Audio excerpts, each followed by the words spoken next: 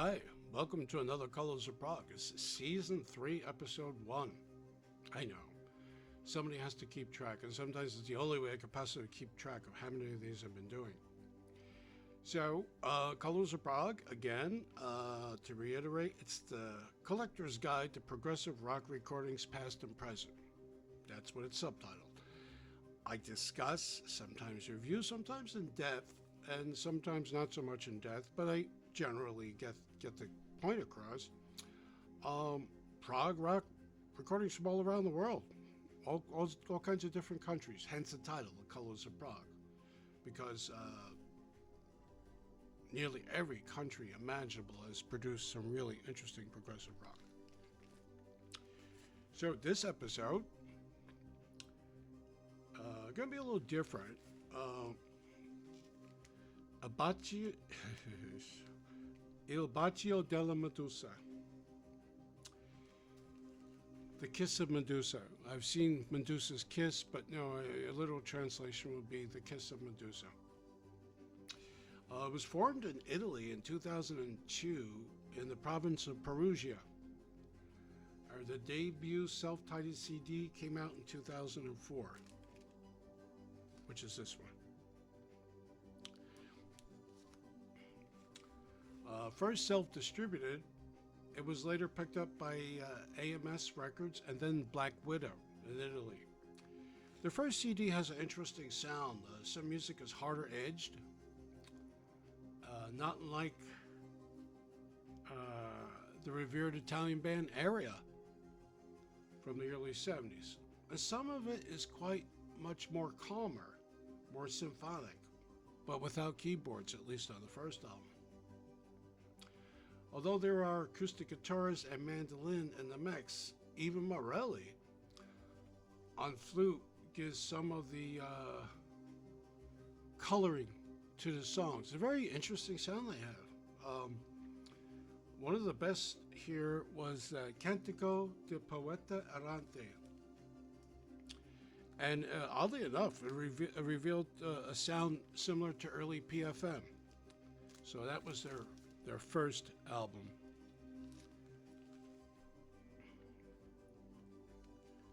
Due la Volt is the third release. It's from 2012, and it finds them adding piccolo, saxophone, and even a theremin to their sound. It's more cohesive, the sound of the band, and it shows a great growth. And most of the songs are shorter, which I find interesting. Seme is from 2018, and it adds even more instruments to the mix, like synthesizers and mellotrons. For you Mellotron fans out there, and there are there. It's got a sound similar to the first Il Baccio della Medusa album. So I wouldn't technically call it metal, but it's a harder sound. But they're a bit of a schizophrenic band because they then toured playing acoustic shows.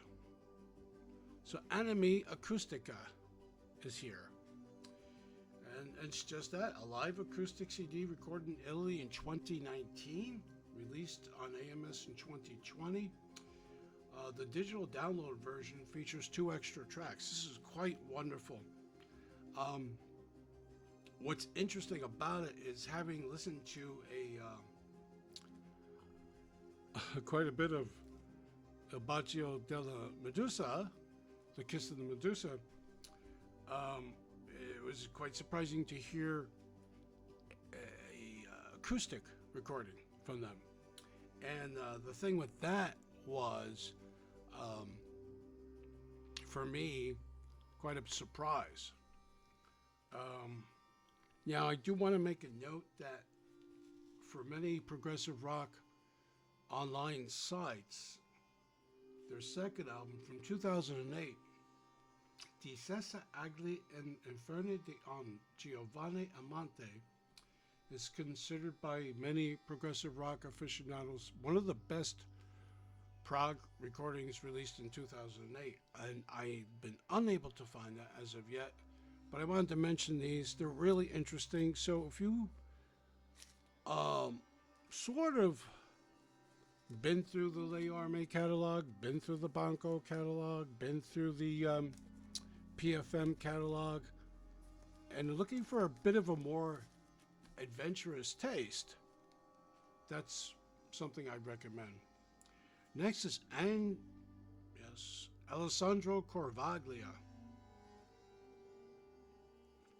Now, Corvaglia was one of the lead vocalists in one of the incarnations of the progressive rock band Delirium.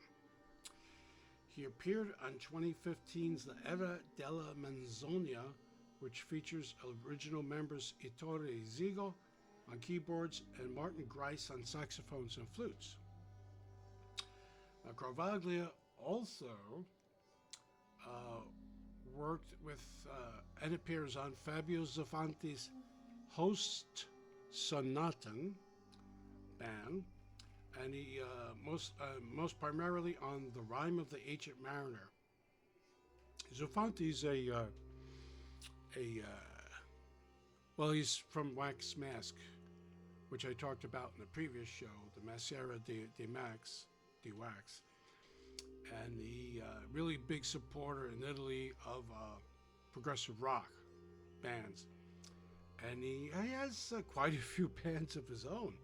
So anyway, Host Sonaten is one of Zaffanti's things when he takes literature and he puts progressive music toward it, and he makes a whole big thing. Apparently, there was a live presentation recorded in Genoa, Italy in 2012, released in 2013, and Corvaglia sang with them. More recently, he's been singing with Wax Mask. He's the singer for that band.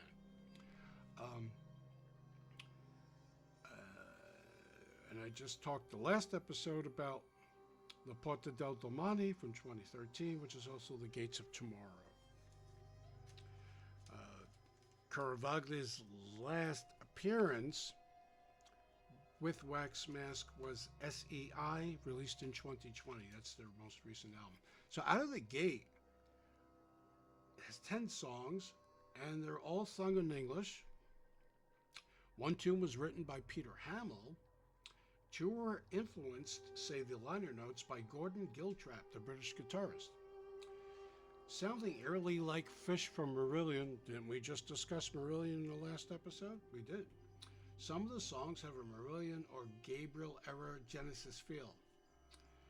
Most of the supporting musicians are also from Finisterre, another Fabio Zaffanti band, and Host Sonaten. That is such a tongue twister. Now, is Mellotron, Moog, Mini Moog, Hammond, organ, saxophones, and flutes interspersed throughout for fans of such instruments. Highly recommend it. It's Alessandro Corvaglia. This is on AMS recordings, like almost everything out of Italy, isn't it? It seems to be the case. We're going to jump to Renaissance, live at Carnegie Hall, 1976. Renaissance was formed in '69 by Keith Relf and Jim Riccardi, both from the Yardbirds, along with Keith Relf's sister Jane, who sang, and John Hawken on keyboards. 3 albums later, and everyone has gone, which is really strange. So Keith Relf and Jane Relf were in Renaissance for 2 recordings, and then an entirely new band is there for the 3rd album, and that's Annie Haslam was the singer for the new album. Haslam, working with John Camp, took over for 1969's 1972's Illusion.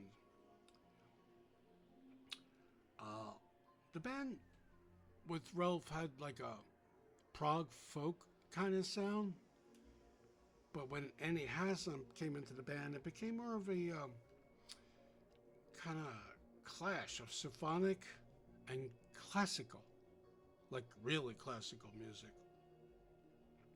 Most of it courtesy arranger and guitarist Michael Dunford. Renaissance would release a number of well-regarded albums, including Ashes Are Burning from 73, Turn the Cards from 74, and Scheherazade, my personal favorite, 75, and Novella in 77. An ill-advised turn into glam pop in the early 80s. Timeline, anyone, from 1983? Oi. And we've only seen 3 Renaissance studio albums since 1983. They are still performing live on occasion, and but it's like Annie Haslam and other people, musicians, as Renaissance. So it's quite interesting. So Live at Carnegie Hall in New York City features the best songs from the 73-75 period, live with the New York Philharmonic Orchestra. And this was apparently released prior to Scheherazade in some countries. I've always found the live album, like many live albums recorded and released in the 70s, thin sounding. This is before the time of compact discs. Esoteric re-released this and remastered it in 2019. And that's this box set. There are added songs on the first 2 CDs from the Carnegie Hall show, and a third disc of an in-concert appearance on BBC Radio 1 in March of 1976. Now, whether you like them or not, or think they may have been a second-tier prog band,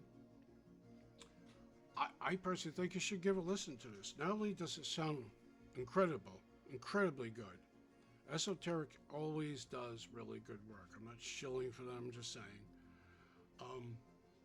I think it's an essential thing to have, an essential purpose. So, Renaissance, live in Carnegie Hall. Leslie, Samurai of Prog. We're all over the place with this episode. This is called the Imperial Hotel. Samurai of Prog, I kid you not, that's the name of the band, have released since their 2011 debut, titled Undercover, 15 recordings. 15 recordings. And Samurai is the brainchild of American Steve Unruh and Finnish-based Italian composer, bassist Marco Bernardi, and Finland-born drummer Kimmo Posti. There are many additional musicians guesting on most Samurai of Prog recordings, and they come from all around the world, including Yoshihisa Shimizu from the Japanese fusion prog band Kenzo on guitars and keyboards, Robert Webb from the UK band England, best known for the 1977 album Garden Shed, and Octavio Stampaglia on keyboards. He's from the Argentine bands Anima and Jinetes Negros. Yes, Genesis, Gentle Giant, they're all influences here. 5 long songs, nearly 60 minutes of music. I could not steer you wrong. The Samurai of Prog. I'm going to investigate more of their music. I read they do